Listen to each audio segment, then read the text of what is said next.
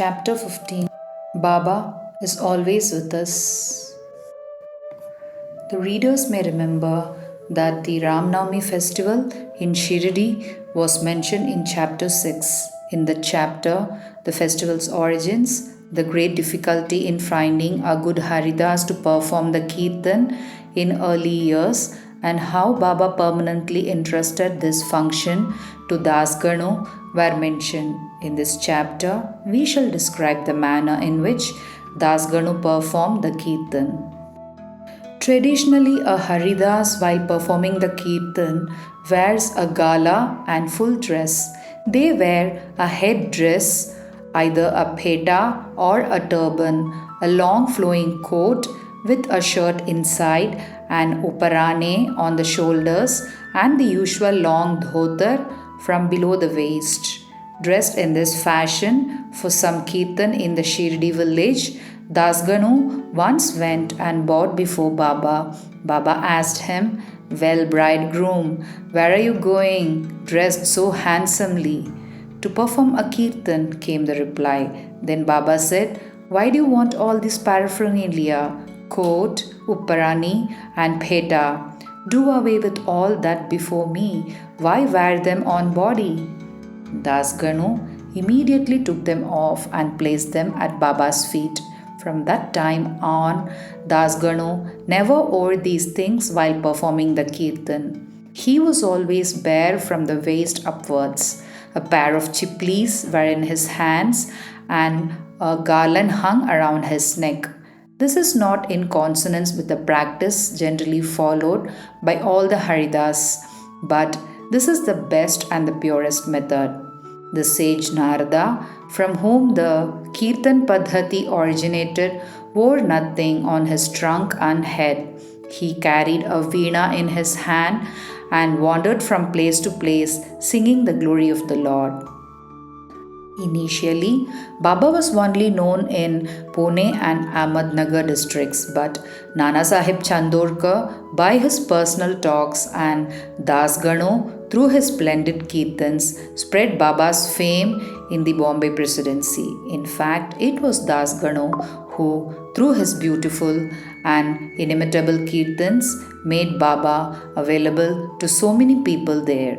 The audience who came to hear the Kirtans had different tastes. Some liked the erudition of the person performing the Kirtan, some his gestures, some his singing, some his wit and humor, while some liked his preliminary dissertation on the Vedanta and others his main stories. But among them, there were very few who, upon hearing the Kirtan, get faith, devotion, and love for God or saints. The effect of Das Ganu's Kirtan on the minds of the audience was electric. Here we shall see an instance. Das Ganu was once performing his Kirtan and singing the glory of Sai Baba in the Kaupineshwar temple in Thana.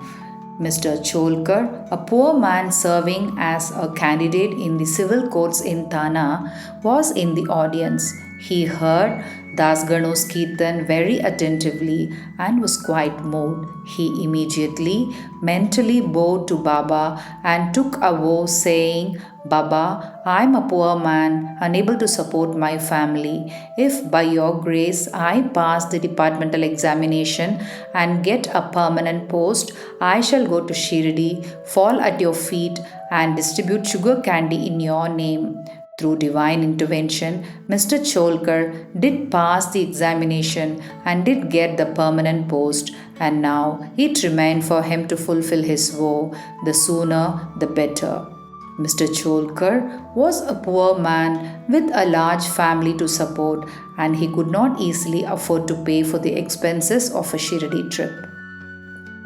As is well said, one can easily cross over Nahani Ghat in the Thana district or even the Sahyadri range, but it's very difficult for a poor man to cross the threshold of his own house.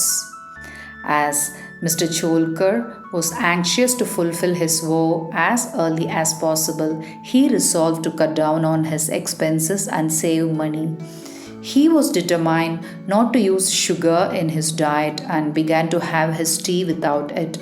After he was able to save some money in this way, he came to Shirdi and received Baba's darshan. Cholkar fell at Baba's feet, offered a coconut, and distributed it with a clean conscience along with sugar candy as per his vow. He said to Baba that he was very pleased with the darshan he received and that his desires had been fulfilled. Mr. Cholkar was in the masjid with his host Bapu Sahib Jog. When the host and the guest both got up and were about to leave the masjid, Baba spoke to Jog as follows: "Give him cups of tea fully saturated with sugar." Hearing these significant words, Mr. Cholkar was deeply moved. He was wonderstruck. His eyes welled up with tears and he fell at Baba's feet again. Mr. Jog was also curious about the instructions regarding the cups of tea to be given to his guest. Baba wanted, through his words, to create faith and devotion in Cholkar's mind. He hinted that he got the sugar candy as per Cholkar's vow and that he knew about his secret determination not to use sugar in his diet.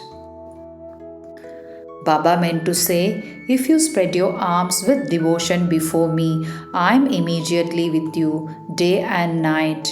Though my body is in Shirdi, I know what you do beyond the 7 seas. Go wherever you want, and I am with you. My abode is in your heart, and I am within you. Always worship me, who is seated in your heart, as well as in the hearts of all beings. Blessed and fortunate indeed is he who knows me thus."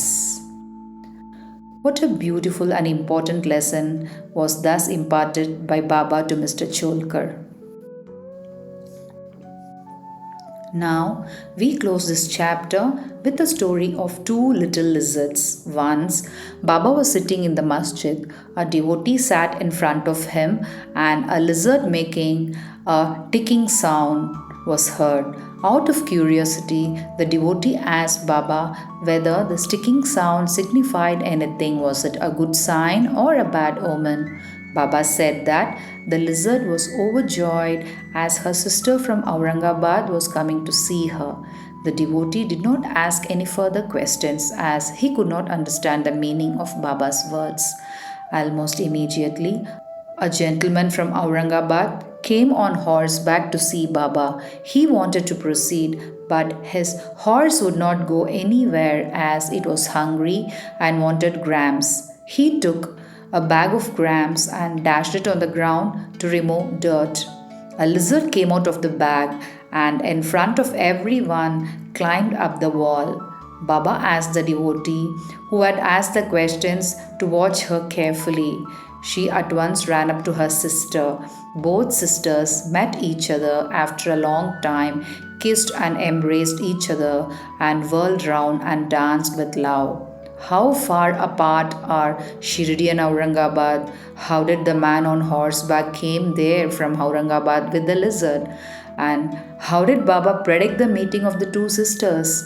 All this is really very wonderful and proves Baba's omniscience. He who respectfully reads this chapter and studies it daily will get all his miseries removed by the grace of the Sadguru Sai Baba. Bow to Shri Sai, peace be to all. Om Sai Ram.